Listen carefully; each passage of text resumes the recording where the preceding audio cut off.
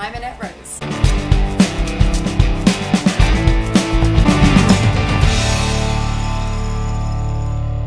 Hi, welcome to Annette Rose TV. Well, this week we're trying a slightly different format, so I've had some feedback that I'm a little bit too formal in my videos, so I thought I would sit in my office and make myself a little bit more comfortable and see if we can't crack being a bit more casual.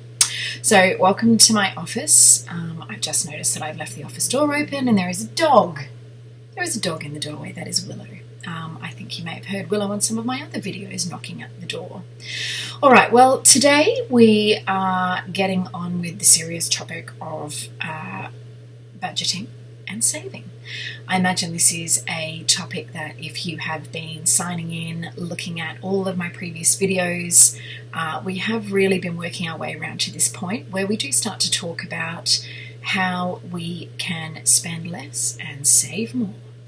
Now, before I hear the moaning start, it's going to get boring now, she's going to tell me not to buy coffee, she's going to tell me not to go out. I'm definitely not going to do that, but what I am hoping to achieve with you today is helping you to just focus your mind on how you can actually create a better financial future for you and your family, because that is what this series is all about. So I don't want to take the fun away, but there does come a point where we have to grow up and we have to accept that we have responsibilities and blah, blah, blah, blah. So I'm going to stop lecturing you now. All right. So let's talk about budgeting first. Now, I have written a blog as usual, so we're not going to be able to cover all the content today, but you can head over to the blog at rosebeauty.com.au and have a look at all of the detailed hints and tips that I have around budgeting and saving. And also, you obviously need to download the workbook so that you can actually put all of these things into practice and have a record of what you've committed to. All right, so 2 successful things you need for budgeting. One, to have one, and secondly, to follow it as closely as you can. So those 2 things shouldn't be too difficult, should they? So let's talk first about creating a budget. There are, thankfully, in this day and age, a lot of tools online that can actually help you. And as I was looking around for the best ones, I actually came across the super fabulous ASIC Money Smart website. If you need the link to it, you can head over to the blog. It'll also be on the workbook. Now, what you really need to do is to actually go through their budget creation tool and be very honest with yourself and actually sit down and go through all of the expenses that you actually incur for a whole year. Now that sounds really scary, but obviously you have lots of recurring expenses, things that happen on a monthly, sometimes weekly, often a quarterly basis. It's really important that you actually go through all the sections in that budgeting tool because that's going to stop you from being surprised by things like car registration, those things that come up periodically that you might actually forget about when you're creating a budget. All right, it's also a good idea to have your bank statement, an extract from your online banking if you don't get bank statements available, so that you can actually double check and make sure that you've covered all of the expenses and that you actually have got the amounts right. Okay, so what's going to happen is you are going to put all of your expenses in, all of the things that you need to budget for. And then at the bottom, there is going to be a space for you to actually put in what your income is. So try and add in anything that you get paid over the period of a year. So your regular salary, your partner's regular salary, any payments that you might get from places like Centrelink, child payments, and there could also be bonuses depending on the type of job that you do. So try and get everything in there. And at the end, you might get a pleasant surprise. So you might find, actually, I'm doing pretty well. My budget is not, of what I need to spend is not exceeding my income. Or you might be in for a bit of a rude shock and you might actually start to see why you are having problems on a weekly or a monthly basis managing to ensure that you're not dipping into credit, not dipping into overdrafts, and that you are actually able to manage the expenses that you have with the income that you're bringing into the house. Okay, so head over to the blog.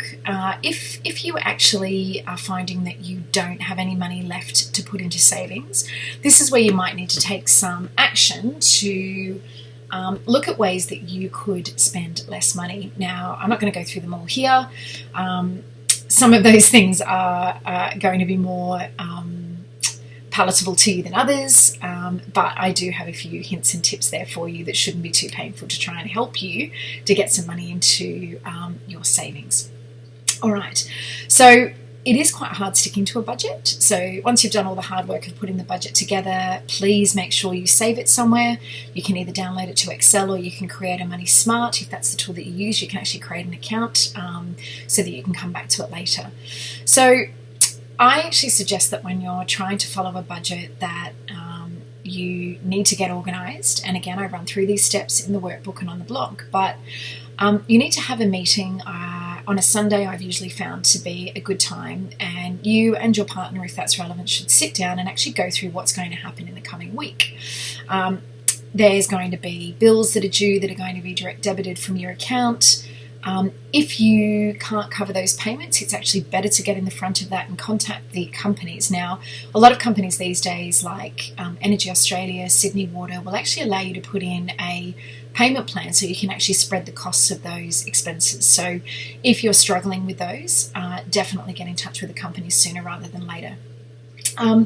Also work out what the other things are that you're going to need to spend. So these are things like, do you need to buy lunches? Are there expenses for the kids? Are you needing to pay? Just whatever it is that you're going to be spending money on. It'll be your groceries and any luxuries that you actually have planned for the week.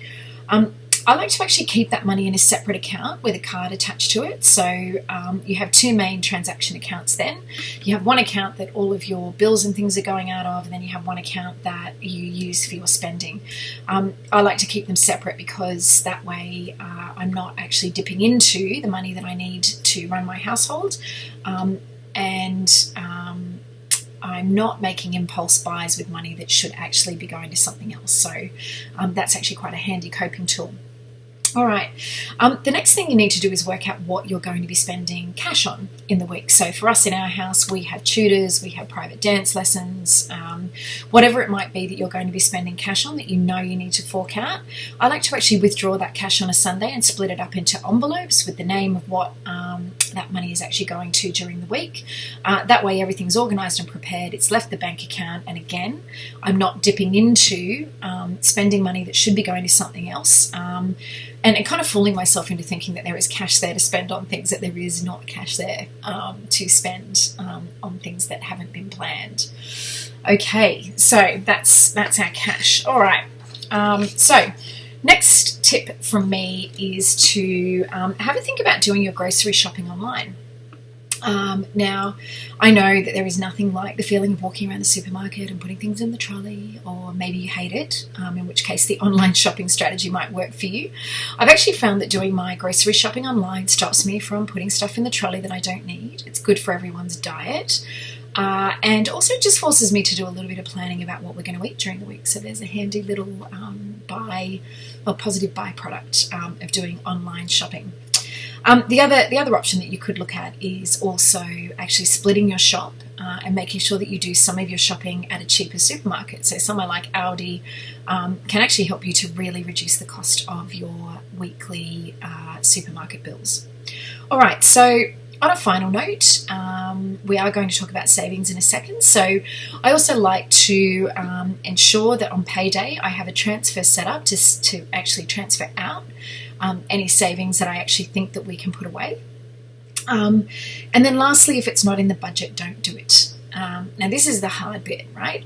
So you're planning, we've actually been through goal setting and things like that in previous sessions, so having a really strong goal is going to help you here, but if it's not planned, please try not to do it. We need to get into a savings habit, and we're going to talk about that now. All right, so savings is a habit. It's a habit that needs to be created. Just like cleaning your teeth every day, you need to be in the habit of actually transferring some savings out every single pay. You might be saying, well, why do I need savings? I hope you're not saying, why do I need savings? You're probably not here if you're in a category where you don't know what savings is for. But unexpected things come up. We could list lots and lots of these. Something goes wrong with the car, something goes wrong with the house, something goes wrong with the kids. something goes wrong with a family member and you need to go somewhere and actually assist or help that family member. Unexpected things happen and you need to be ready for those without needing to, I guess, worry about where the money's going to come from, and also without worrying about having to resort to expensive credit cards to cover those types of expenses. I guess secondly, we want to treat ourselves. We want to do fun things. We want to go on holidays. We want to treat the kids. We want to go to the movies. Whatever it is that you do in your life to enjoy yourself, it's a good idea to actually have savings to do that, again, rather than dipping into credit. All right, so let's talk about how we can create a savings habit. So I've given you a little tip-off just before when I said on payday you need to make sure that you are transferring, no matter how small it is, right? If you're starting small, start small. If it's $10, it's $10. If it's $20, it's $20. Whatever the amount is that you can save on payday, I fully encourage you to actually set up a transfer out of one bank account into another bank account. All right, so let's talk about the second tip then, which is that I do recommend that you set up a separate savings account and that savings account is actually with a different bank. You need to try and get an account that doesn't have a card attached to it.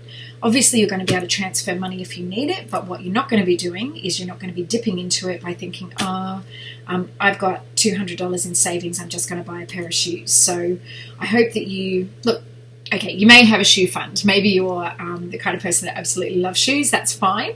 If you are saving for a pair of shoes, go and buy the pair of shoes when you have the money to buy it. That's not what I'm saying. What I'm saying is if you haven't planned to buy the shoes, if the savings is actually there for another purpose, don't buy the shoes. Certainly don't buy the shoes on impulse. All right. Hopefully I'm being clear. There are lots of banks that are kind of online direct banks. Like in Australia, we have companies like ING, we have UBank, and those are banks that have actually put a lot of investment into making sure that they have great tools to help you to save, and they will probably let you set up little pots of savings accounts so that you can say, well, this is my holiday savings account pot, and this is for school fees, this is for shoes, this is for holidays, whatever it might be that you're saving for. And that's a really nice way that once the savings goes in there, you can actually then be divvying up your savings into different accounts to actually, so that you can make progress and see how you're doing towards those goals. It's a really nice motivator.